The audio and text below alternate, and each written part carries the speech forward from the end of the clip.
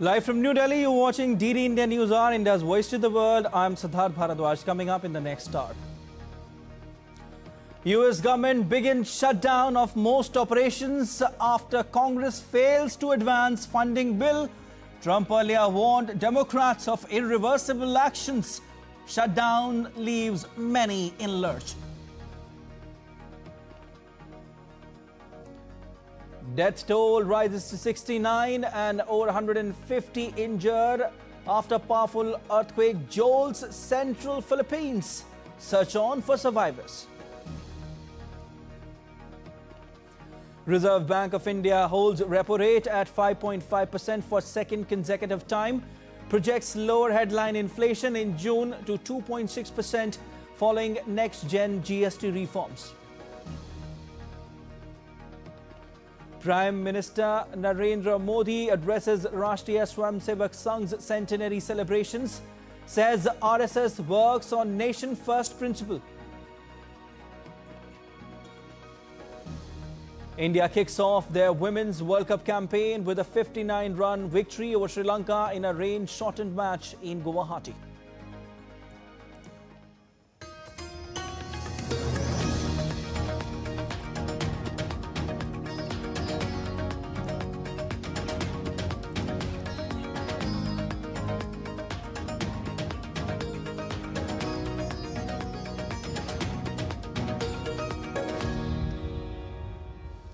Washington is once again at a standstill after almost 7 years.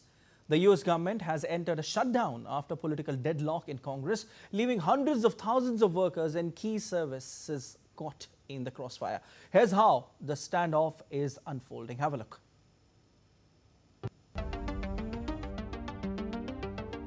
Past midnight, the US government entered shutdown for the first time in nearly 7 years. This was after President Donald Trump and lawmakers failed to break a bitter budget deadlock. Democrats stuck to their demand for healthcare funding, affecting a stalemate. President Trump blamed Democrats for the situation, threatening to punish their voter base during the stoppage. They are shutting it down. We're not shutting it down. We don't want it to shut down because we have the greatest period of time ever. I told you, we have $17 trillion being invested, so the last person that wants it shut down is us. Now, with that being said, we can do things during the shutdown that are irreversible, that are bad for them and irreversible by them, like cutting vast numbers of people out, cutting things that they like, cutting programs that they like. And you all know Russell Vought. He's become very popular recently because he can trim the budget to a level that you couldn't do any other way. So they're taking a risk by having a shutdown because of the shutdown, we can do things medically and other ways, including benefits. We can cut large numbers of people out. We don't want to do that, but we don't want fraud, waste, and abuse. Democrats in return accused Republicans of holding the budget hostage. Why do we care so much about them negotiating with us? It's not a point of pride. It's because Americans are hurting with higher costs throughout the country. Some of it's tariffs, some of it's energy costs, some of it's food costs. But one of the main reasons, and the one with the most immediate impact on raising Americans' costs, is skyrocketing costs of health care, all done by the Republicans. Union leaders warn the shutdown will cripple critical services and worsen long-standing issues in federal hiring and retention. About 900,000 non-essential workers might be sent home without pay. Essential workers like soldiers or air traffic controllers work but won't get paid until later. Non-essential tasks stop, like approving home or farm loans, checking animal feed for safety, or enforcing business rules. Immigration courts and services might get delayed. Programs like Social Security, Medicare, Medicaid, Veterans Benefits, and Food Aid keep going at first, but new applications slow down. Air travel might witness delays due to fewer staff. Small businesses and contractors might not get paid on time. Federal employees provide such critical work for the American people. Critical services, keeping our military ready, caring for our nation's veterans, caring for all of our public lands, national parks, forests, clean air, clean water, safe food, safe air travel, secure borders, secure passports, and a host of other essential services. And when you have a government shutdown like this, a lot of those critical operations grind to a halt at great waste of American taxpayers' money. US equity futures slipped as the shutdown deadline passed. The S&P 500 futures were down 0.4% while Nasdaq 100 contracts dropped 0.5%, reflecting fears of prolonged political paralysis in Washington. America faces not just a budget deadlock, but a crisis of confidence too. Workers in limbo, services disrupted, and markets uneasy. Bureau Report, DD India. All right, and we are joined by our correspondent Akshay Dongre. Akshay, America's 15th government shutdown since 1981. What exactly is the reason, and also tell us about its impacts, Akshay? Well, Siddharth, as far as the impact is concerned, it is going to be widespread, not just on the US economy, but it will have ripple effects on the global economy as well if the shutdown continues for longer. Now, why shutdowns happen is a big question that's being raised by the people. So, the fiscal year in the US starts from 1st of October.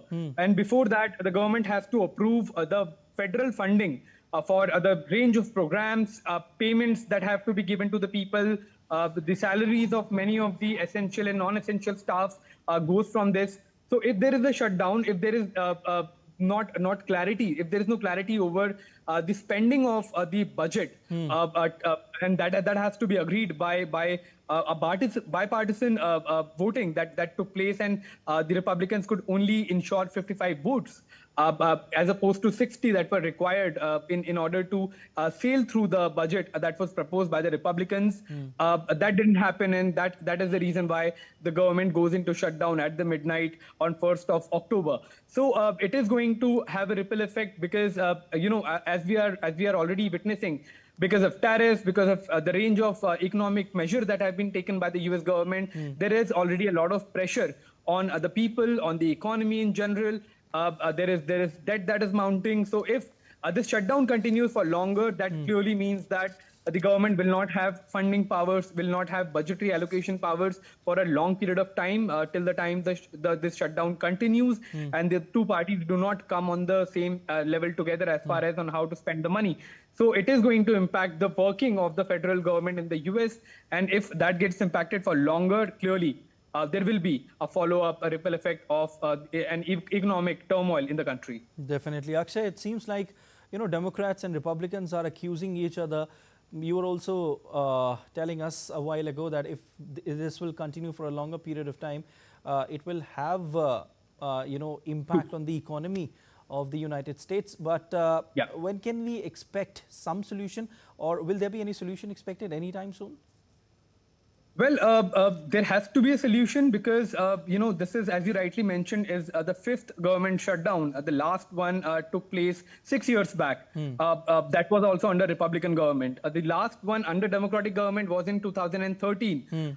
So if the two parties cannot come together on the broad issues of economic, movement ahead on how to spend the money, on how to allocate budget to different sectors for the growth of the country, this shutdown is going to continue, and the kind of rift that we are seeing between the Democrats and the Republicans, especially in the recent days, the shutdown seems to be there seems to be no end to the shutdown, at least in the next few days, unless drastic measures are taken, some changes are made to the budgetary allocation as presented earlier. Indeed, Akshay. Now, we want to know that what's the road ahead? Well, the road ahead is clearly the two parties coming together, and that will not happen till the time the Republican government, the Donald Trump, government, both in Senate and Congress, make discuss the changes with the Democrats, with the opposition, and the two can come together or have an understanding on how to do the budgetary allocation. They will need votes, and it seems that till the time it's going to continue. So as you rightly, and in the report as well, we showed that there are a range of essential and non-essential work services that will be getting impacted. Many of the people will be asked to go home without pay. Many of the people will continue without pay working, and they will get paid later. So all of this is going to continue till the time the two parties can not come together and find a solution for this problem. Definitely. Akshay, you mentioned it right, that there has to be a solution, but we will have to see how soon will that happen, when both Republicans and Democrats will come and sit on the table and find a solution for it. But we leave it there as of now. Thank you so much, Akshay. Thank you. President Donald Trump also signed an executive order to promote the use of artificial intelligence in child cancer research. The U.S. Health Department announced a doubling of funding for its childhood cancer data initiative. The executive order will bolster the use of artificial intelligence and provide an additional $50 million in research grants aimed at finding cures for childhood cancers. The order builds on the National Cancer Institute's Childhood Cancer Data Initiative. European Union leaders will discuss proposals for a drone wall to protect the continent at a summit on Wednesday in Copenhagen. This comes just days after airspace intrusions by unidentified unmanned aircraft forced a temporary closure of Danish airports. The summit will also be the first opportunity for leaders of the 27 countries to debate a proposal to use Russian assets frozen in Europe to fund a loan of €140 billion to Ukraine. France, Germany, Sweden, Norway, the Netherlands, Britain, Finland and Ukraine have committed troops and anti-drone systems to help Denmark protect the leaders. Many of them have accused Russia of brazen violations of European airspace, with recent incursions by drones over Poland and fighter jets over Estonia. Russia has, however, denied responsibility for the drones over Denmark. Romania hopes to quickly set up production on its territory of defensive drones with Ukraine for domestic use, as well as by European Union and NATO allies. Foreign Minister said in an interview that talks with Ukraine began before a spate of airspace incursions that the region has blamed on Russia in recent weeks. Romania hosts a number of U.S. troops and plans to invest over $2.9 billion into its Mihalil Kogalniceanu airbase in the coming years, expanding its capacity to accommodate 10,000 Romanian and allied troops. And still to come on DD India NewsHour. Overnight Russian strikes have once again battered Kharkiv. Stay with us to know more on this.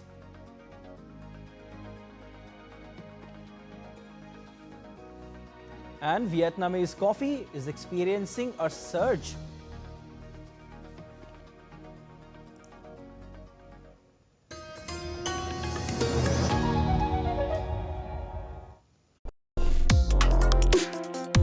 Complex issues, hidden agendas, twists and turns, strategic games. We think all dots are linked. We just need to connect them. Join me every week as I connect the dots to unravel hidden designs in statecraft, mysteries, and decode issues that matter to you. Watch Connecting the Dots with me at these times on DD India.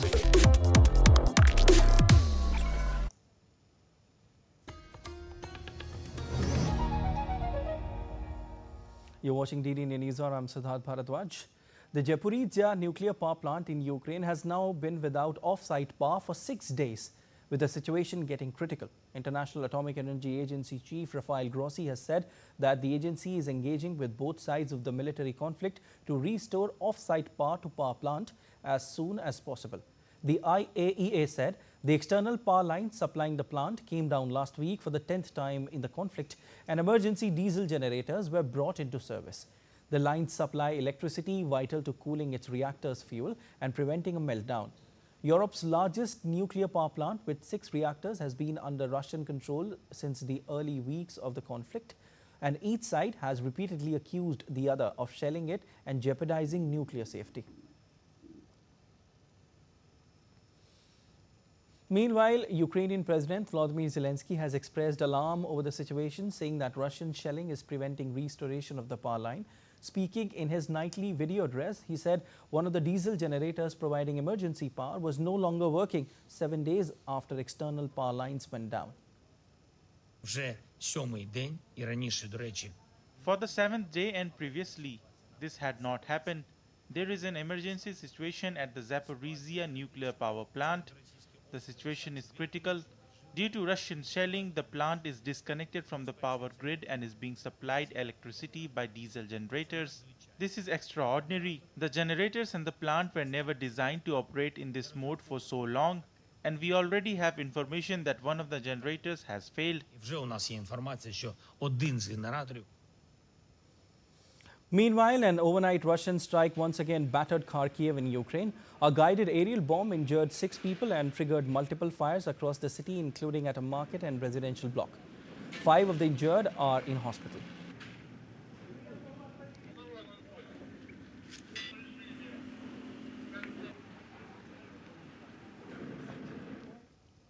Rescue efforts have stretched into a third day on Wednesday at a collapsed Islamic boarding school in Indonesia. Authorities said so far 91 people were listed as missing. The incident took place on Monday when a school building collapsed while pupils held late afternoon prayers in a mosque. By late evening on Tuesday, 3 bodies had been recovered, with the vast majority of presumed victims still trapped under huge slabs of concrete. 99 children and workers at the school survived. Anxious parents waiting for the news of their children, and as they feared trapped under the rubble.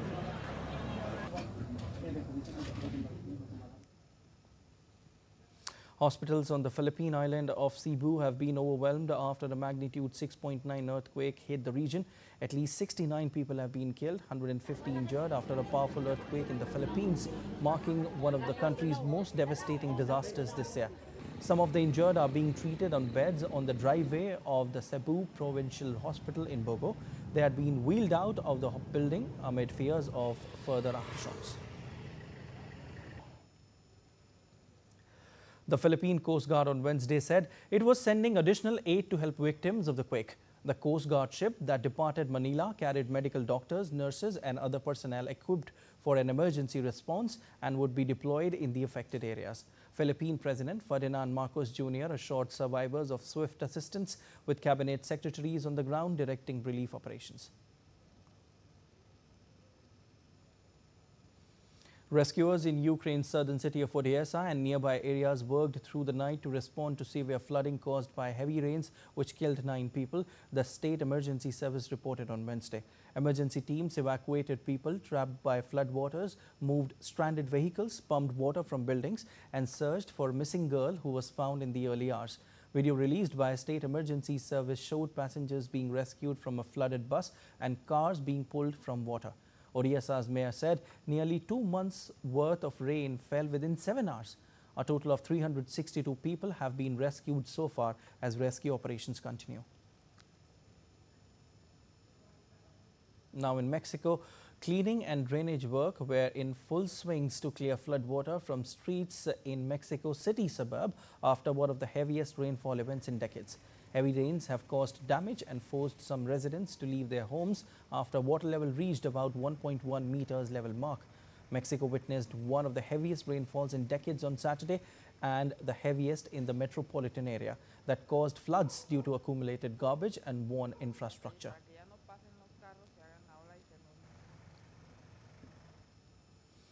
Spain's holiday islands of Ibiza and Formentera were hit by record-breaking rainfall on Tuesday, causing flooding, beach closures and school shutdowns. Ibiza saw its wettest day since 1952, according to Spanish National Weather Agency. Authorities reported 179 incidents on Ibiza and 6 on Formentera. Most were linked to floods, roads, ground floors, fallen trees and overflowing rivers. Emergency crews responded swiftly, helping the islands avoid serious harm.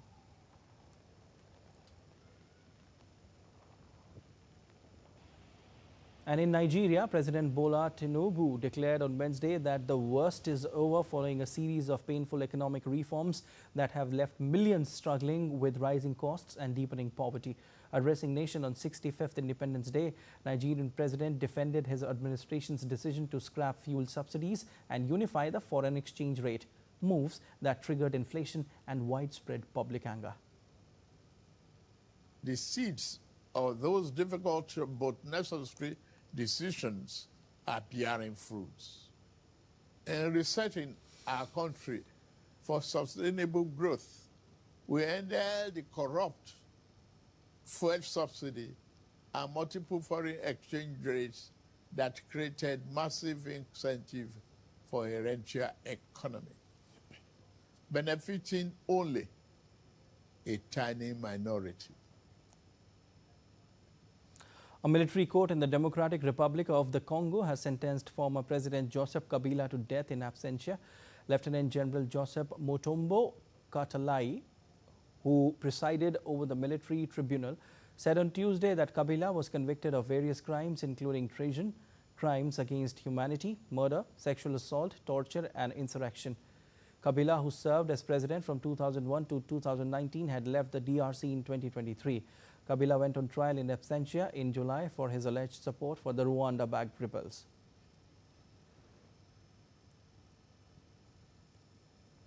The United Nations Security Council has voted to expand an international security force deployed to Haiti and transform it into a so-called gang suppression force. The resolution passed by the Council on Tuesday provides a clear mandate for the force to work with local authorities to neutralize, isolate and deter gangs. It would raise the personnel ceiling from 2,500 in the current mission, first approved in 2023, to 5,550 personnel. Russia, China and Pakistan abstained from the vote on the measure put forward by the United States and Panama. The remaining 13 council members voted in favor. The new force will still rely on voluntary contributions of personnel and funding, but the leadership structure will be different. It will be led by a group of representatives from countries that have contributed personnel, plus the US and Canada. The force will also be supported by a new UN field office. The resolution also requests that the UN Secretary General establish a UN support office in Haiti to provide increased logistical support amid overlapping security, humanitarian and political crisis.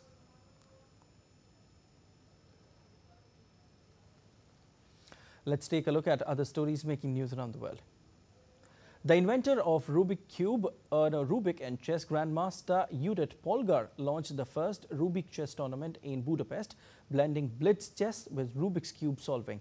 In this team-based game, one player handles the chessboard while the other races to solve a 3x3 cube during timed breaks. The fastest solver earns extra seconds for their teammate, adding a unique twist to the match.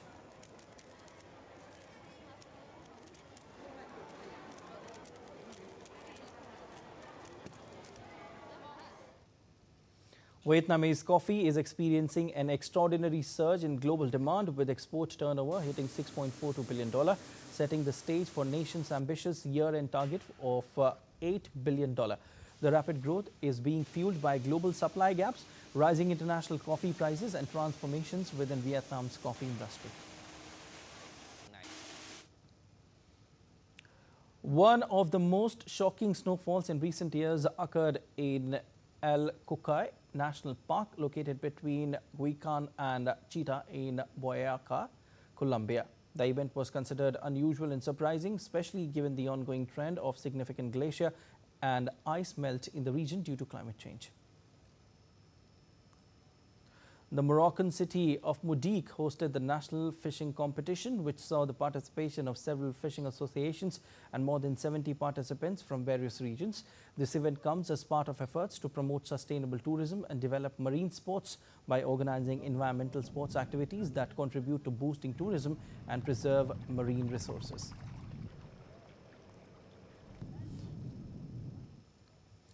An important discovery shedding light on history has been made in the Amek plain of Reyhanli district of Turkey. 5 distinct human footprints dating back approximately 7,000 years have been unearthed. According to experts, the footprints date to around 5,200 BCE, the early Chalcolithic age.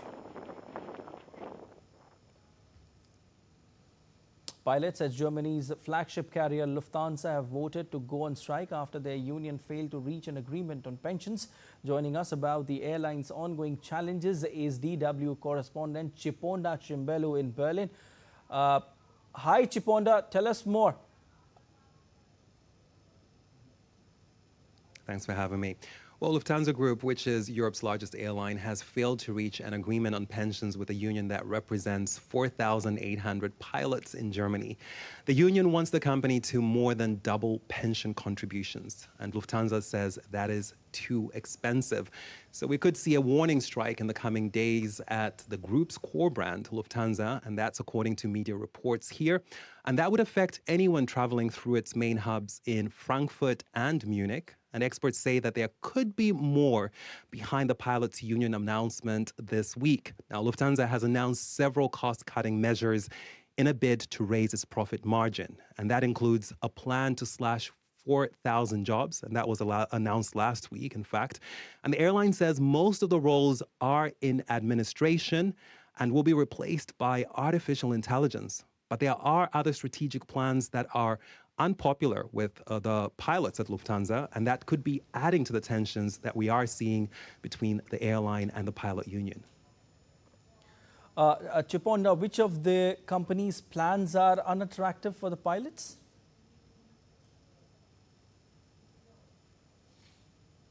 Well, Lufthansa Group wants to shift more flights from its main brand to its subsidiaries. Now, by 2030, about half of all short and medium-haul flights could be operated by the group's other airlines. Now, that plan doesn't sit well with the staff at Lufthansa's core brand. That is because the group is moving flights to other airlines where the pilots are paid less in a bid to cut costs. And it's not just the pilots union which isn't keen on this plan, but also the flight attendants union. Now, the trade unions here in Germany are not allowed to strike against strategic corporate decisions. So there is some speculation that the union may be using the disagreement on pensions to put some pressure on Lufthansa, and also to ensure that Lufthansa pilots do not bear the brunt of its cost-cutting measures. Now, that is because Lufthansa will be cutting pilot positions from its core brand over the coming years if it does move more flights to its subsidiaries. So what can we expect now? Changing course for Lufthansa won't be easy. It needs to cut costs to remain profitable. Now, it is aiming for a profit margin of around 8 to 10% to be able to make investments, such as buying new fuel-efficient planes. Now, last year, Lufthansa's profit margin was below 5%, so we will have to wait to see how this dispute plays out with the pilot union, because, of course, any strike could affect thousands of passengers, and that could be very expensive. In the first quarter of last year, for instance, strikes cost the airline around 350 million euros. So any strike that lasts days could dent its bottom line. And still to come on the India NewsHour. 9 migrant workers killed and 1 sustained serious injuries after scaffolding collapsed at the Ennore Special Economic Zone Thermal Power Project site. Lieutenant General Virendra Vats assumes charge as the Director General of the National Cadet Corps. India's Defence Minister Rajnath Singh graces the 278th annual day of the Defence Accounts Department.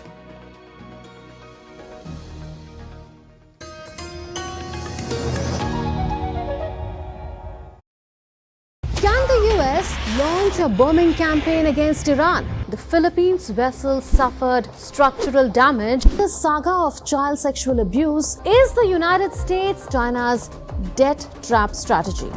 Truth is stranger than fiction. But sometimes hard to uncover.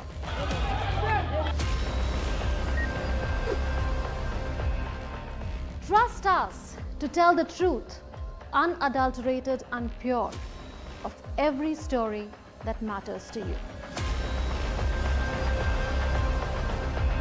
That's exactly what save your country. You read between the lines, cut the clutter, and connect the dots to get you the full picture.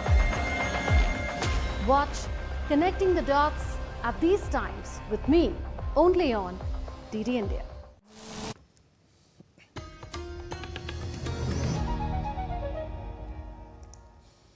You're watching DD NewsHour. I'm Prasar Bharati, and a quick recap of the headlines. US government begins shutdown of most operations after Congress fails to advance funding bill. Trump earlier warned Democrats of irreversible actions. Shutdown leaves many in lurch. Reserve Bank of India holds repo rate at 5.5% for second consecutive time. Projects lower headline inflation in June to 2.6% following next-gen GST reforms. Prime Minister Narendra Modi addresses Rashtriya Swayamsevak Sangh's centenary celebrations, says RSS works on nation first principle.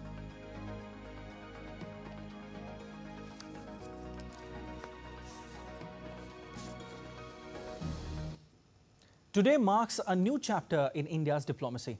The much-awaited free trade agreement between India and the four-nation European bloc EFTA has come into force. The deal, signed last year, promises major investment, job creation and greater market access.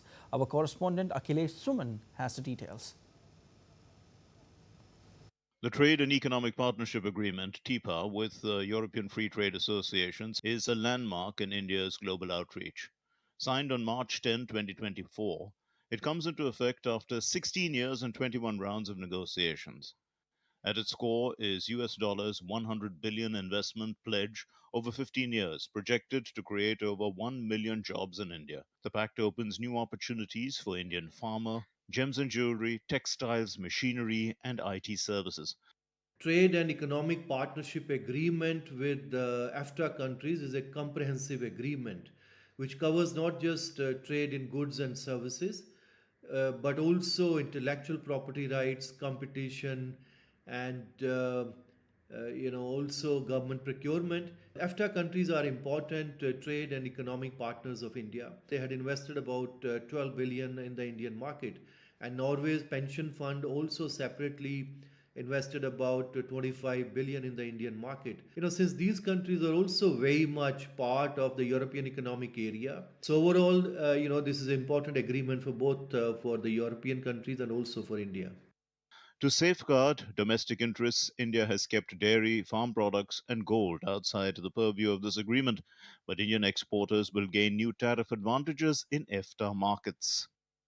Out of these four countries, Switzerland, Iceland, Liechtenstein, and Norway, Switzerland is the biggest trading partner to India among those four, and I think it will definitely benefit Indians and the Swiss because it will ease imports of certain goods. In general, I think this agreement is probably, especially if you look at the other free trade agreement with the European Union, it's of psychological importance because it's good that these four countries now managed to make a deal because we all know that for a very long time India and the EU were not able to come to a conclusion. The agreement is also historic. It includes a sustainability clause, binding both sides to uphold labor rights and environmental standards. Bilateral trade is now projected to rise to US dollars 55 to 60 billion annually. With new tariff schedules in place, ports and airports are fast-tracking consignments, giving exporters an early edge under the new regime. The implementation of free trade agreement between India and four European nations, Norway, Switzerland, Iceland and Liechtenstein, sets a template how cooperation can be established between countries who think alike and set the ball rolling for other countries too. It can be a model for cooperation. Akhilesh Suman for DD India in Delhi. All right, we have with us Professor Gulshan Sachdeva, School of International Studies, JNU, joining us on the broadcast. Hi, sir. A very warm welcome to DD India NewsHour. Free trade agreement between India and EFTA has come into force from today. First things first, how do you see it? Well, I think this was, as your report mentioned, this was quite a very useful agreement in a sense that, we have been negotiating with the Europeans, with the European Union and also with EFTA for quite some time. Mm-hmm. Later on, since 2022, we also started negotiating with the UK. So this was the first one which was signed. And later on, of course, we have also signed UK, and then we are now very close to finalization of the India-EU agreement as well. So this provided, in a sense, this was a modern agreement, ambitious agreement, comprehensive agreement, which covered large number of issues. So this also was very useful for Europeans to know to what extent we can go and where our red lines are. This is the first major agreement with the developed European countries. Right. Because Europe, you had the EU 27 and then you had the UK one, and these four countries which are the non-EU countries. Even if they are non-EU, but they're very much linked with the European Economic Area as far as except Switzerland, other three countries. Whatever we actually agreed with these EFTA countries would to some extent also applies later on to the European Union, because otherwise their market is relatively very close. I mean, their market is relatively one. So, there could be diversion if we don't later on, we just sign agreement with EFTA and we don't conclude agreement after, the deadline now is the end of this year. And now the UK also agreement has been signed. So this is, I think it was a very, it was path-breaking in a sense that after so many years of negotiation with EFTA, with EU and later on with UK, we made a deal.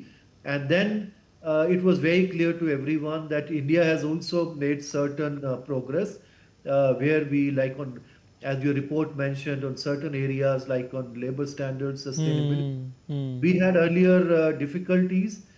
These are not legal commitments, but we made commitment that yes, on the abolition of child labor and the conditions of labor, they would be, taken care of. And similarly, they also realized that in certain areas, particularly like in agriculture, in pharma and other areas, India will simply not open its market so easily. Yes, yes. Some of those, products out. And even on wines and, spirits, that area, because the same thing happened later on also with the UK, and perhaps the same is going to happen with, with the EU as well. And the similar thing also what they're part of it, the India-Australia agreement as well, that the products which are less than $5, like wines less than $5, obviously there's no concession on that. On expensive wines, expensive cheese, etc., there could be possibility that they can enter into the Indian market. So, here also, if you look at the overall trade with EFTA countries, when we signed this deal, it was about $21 billion or so. Large part of this was about 13 billion was about, gold imports from Switzerland. So they are not part of this. So we are talking about 6, 7, 8 billion of trade which happened between India and EFTA countries. And we have about 2.5 billion exports, and others are imports from these countries. And where we opened about 83% of our tariff lines, and they opened about 93% or so their tariff lines. But, we also have to keep in mind that, the tariff rates in EFTA countries are very, very low. But Switzerland, it's almost open now. So the impact would be to some extent on our imports. But we have kept, many of those products out where it could really affect some of our industries. Some other, like, when we're talking about salmon from for Norway, or cheese, or some high quality cheese, or watches, etc., chocolates from Switzerland. So that could perhaps there's some tariff, they might find some markets. But the most important part is really services sector, where many of our services perhaps would benefit. And similarly, there is also recognition of many of those services, all the qualifications in many of those areas in nursing and in other areas, so they can directly provide their services. And the other important aspect of this particular agreement was, which was again something very new, is the commitment on investment. Now, this was, of course, no country can really make major commitment on investment, because this is a decision which the companies are going to make. Right. But what was actually agreed here, that already these countries had invested about 12-13 billion in the Indian market for the last 20 years or so. And even the Norway's pension fund itself, they are portfolio investment of about 25 billion or perhaps more in Indian market. But so what was agreed that the private, I mean, the portfolio investment is a different thing that will be out of this. But their commitment of about 50 billion in the next 10 years, another 50 billion in the next 5 years further. So we are talking about, 100 Right. billion investment Right. in the next 10, 15 years from these countries, which they see that expanding Indian market, their countries, they would facilitate, and Indian government has also made commitment that we will also try to really attract that investment, and if there is any difficulty come from EFTA countries they are finding in India, so Indian government, Indian Ministry of Commerce is really willing to, and Indeed. they have a lot of work on this Indeed. to get that investment. Now, if that happens, that will be a big thing compared to other issues. Definitely, sir. It was wonderful talking to you, Professor Gulshan Sachdeva. We leave there. Thank you so much again for joining in on DD India News. We leave there, sir. Thank you so much. And Prime Minister Narendra Modi on Wednesday participated in the centenary celebrations of the Rashtriya Swayamsevak Sangh in New Delhi on Wednesday. On this occasion, PM Modi released a specially designed commemorative postage stamp and coin highlighting the RSS's contributions to the nation. The centenary celebrations not only honor the historical achievements of the RSS, but also highlights its enduring contributions to India's cultural journey and its message of national unity. Addressing a gathering, Prime Minister Narendra Modi praised the unwavering faith of individuals rooted in social integration and constitutional values. PM Modi also stated that the establishment of the RSS 100 years ago is not a coincidence, but a revival of a tradition that has endured for thousands of years. 100 वर्ष पूर्व राष्ट्रीय स्वयंसेवक संघ की स्थापना ये कोई संयोग नहीं था। ये हजारों वर्षों से चली आ रही उस परंपरा का पुनरुत्थान था, जिसमें राष्ट्र चेतना समय समय पर उस युग की चुनौतियों का सामना करने के लिए नए नए अवतारों में प्रकट होती है। इस युग में संघ उसी अनादि राष्ट्र चेतना का पुण्य अवतार है। Defence Minister Rajnath Singh attended the 278th annual day of Defence Accounts Department on Wednesday in Delhi. India's defence sector is celebrating 2025 as the year of reforms. On this occasion, the Defence Minister Rajnath Singh launched a series of new publications. These launches were aimed at strengthening the institutional capacity of the Controller General of Defence Accounts. Minister Rajnath Singh also released Kosh Comp Statistical Handbook on Defence Expenditure.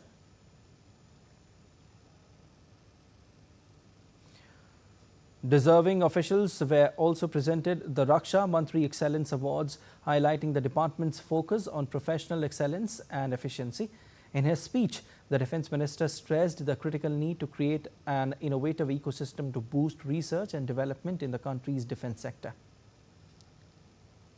आज के time पर जो modern technology इस warfare में use हो रही है, वह रिसर्च एंड डेवलपमेंट पर ही बेस्ड है। रिसर्च एंड डेवलपमेंट की जो नीड है, उसको देखते हुए डीआईडी के पास एक बड़ा चैलेंज यह है कि किस प्रकार से वह बजटरी इक्वेशन को बरकरार रखते हुए रिसर्च एंड डेवलपमेंट की फंडिंग को भी फैसिलिटेट करे। 9 migrant workers from Assam lost their lives and one sustained serious injuries when scaffolding collapsed at the Ennore Special Economic Zone thermal power project site near Poneri on Tuesday. The workers were building a concrete arch for the 1,320 megawatt Ennore Special Economic Zone thermal power station when the scaffolding, erected over 20 feet high, gave way. Fellow workers rushed to rescue the injured and shifted them to the government Stanley Hospital. Unfortunately, 9 succumbed to their injuries en route, while 1 remains under treatment.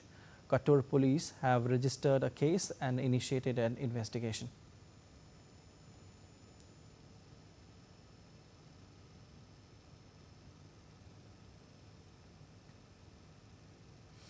Prime Minister Narendra Modi expressed grief over the incident and announced ex gratia. In a social media post, he said, and I quote, "Saddened by the mishap due to the collapse of a building in Chennai, Tamil Nadu. My thoughts are with the affected people and their families in this difficult hour, praying for the speedy recovery of the injured." An ex gratia of Rs 2 lakh from PM National Relief Fund would be given to the next of kin of each deceased. The injured would be given Rs 50,000. And let's take a look at other stories making news. Lieutenant General Virendra Vats assumed charge as the Director General of the National Cadet Corps, succeeding Lieutenant General Gurbirpal Singh on Monday. Commissioned into the 19th Kumaon Regiment of the Indian Army on December 17, 1988, Lieutenant General Virendra Vats brings him with 37 years of distinguished service. GE Aerospace delivered the fourth F-404 IN-20 fighter jet engine to Hindustan Aeronautics Limited as part of a 2021 order on Tuesday. HAL is now finalizing a major contract with GE to acquire 113 additional F-404 IN-20 engines in a deal worth over $1 billion, with signing expected in October.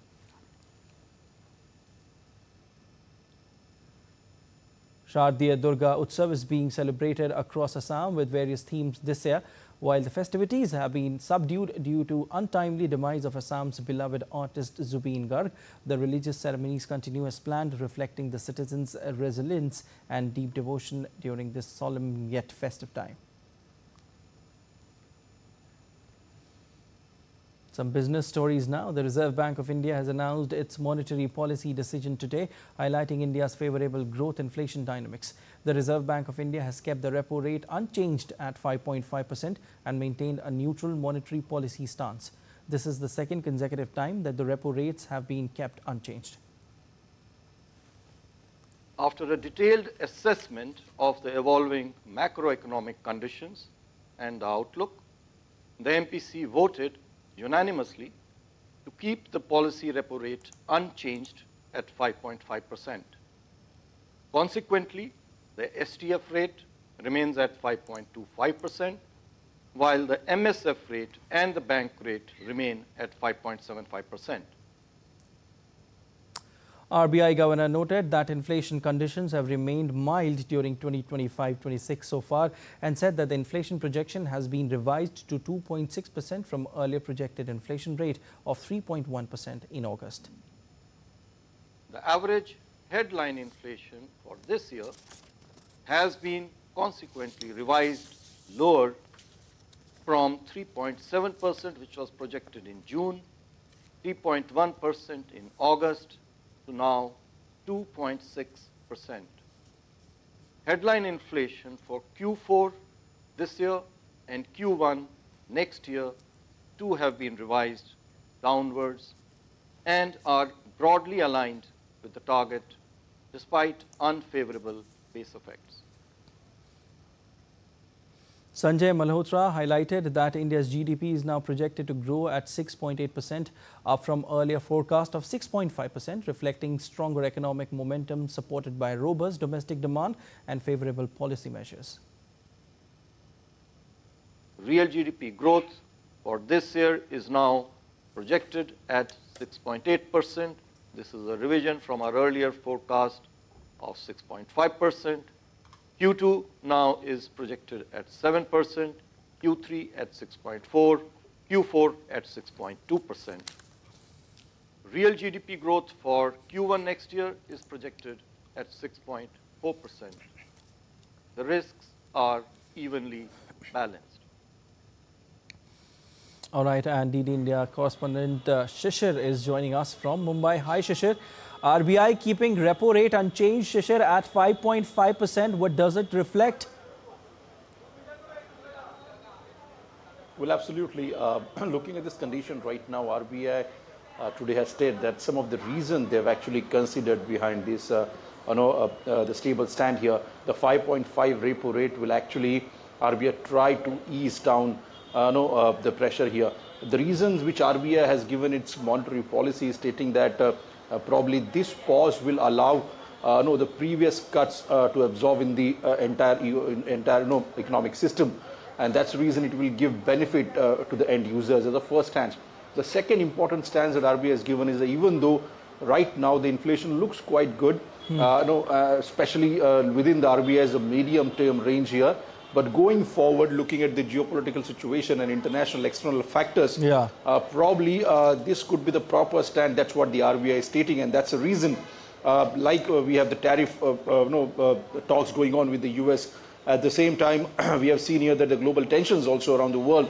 Probably this stand gives some space for the RBI going forward if it's required to take any rate cut decisions in the future. So that's the second important aspect. The third important aspect, RBI have stated that recently the government have actually announced the GST reforms. Let the GMC reforms absorb in the market completely, and probably will then market the RBI will see its results at how it's panning out. So these are some of the reasons that RBI has taken a very cautious note. But at the same time, RBI have also signaled that going forward, if the GST reforms also and other important policy decisions taken by the government gives a fruitful result, then probably there may be some changes in the future upcoming monetary policies. And that's the reason at this point in time to control the inflation, because we have seen that through the GST reforms also, and at the same time the way government have reduced the taxation bracket also, it gives some liquidity in the hands of people, and that's the reason inflation should not flare up. That's a major concern for the RBI. At the same time, they have to stabilize the economy. So these two parameters RBI is closely monitoring, and that's the reason they have taken these cautious steps. All right, Shishir, we leave it there. Thank you so much. And you're watching DD India NewsHour. Time now for sport. India kicked off their ICC Women's World Cup campaign in an emphatic fashion, defeating Sri Lanka in a rain-curtailed opening encounter in Guwahati on Tuesday. Deepti Sharma, Amanjot and Sneh Rana shone in India's victory, setting the tone for the rest of the tournament. More in this report.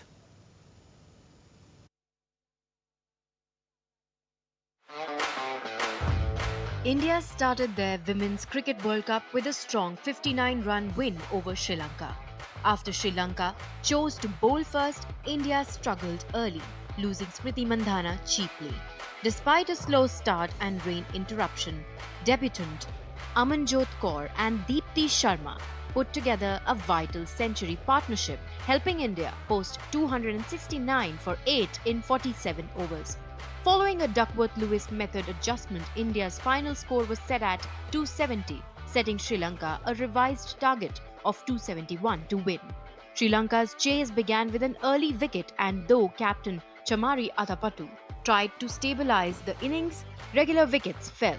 Deepti Sharma took 3 key wickets as Sri Lanka was bowled out for 211 in 45.4 overs. Deepti Sharma earned Player of the Match honours and became India's second highest wicket taker in women's ODIs. The match drew a record crowd of 22,843, the highest ever for a Women's World Cup League game, as fans were ecstatic after India's victory. We had a great experience, and we also got autograph of some of the players, and the match was amazing. And let's cheer up for Team India and let's hope for the best. I hope the team brings the cup home. Indian team led by Harmanpreet Kaur, who are looking to end a 47-year wait for their maiden ICC title won, despite the rare failure of their main batter Smriti Mandhana, showed they have the kind of depth in batting that is required in a campaign as long as the World Cup. With the help of match-winning performances by Amanjot and Deepti Sharma, India has started their campaign in Women's World Cup with a splendid victory against Sri Lanka.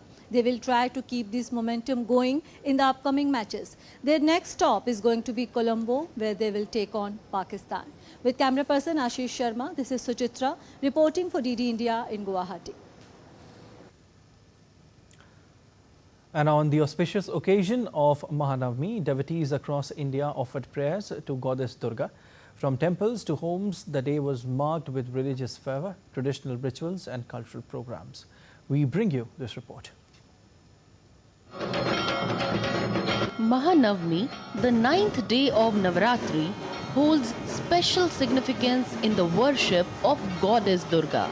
It is believed that on this day, Goddess Durga destroyed the demon Mahishasura, symbolizing the victory of good over evil.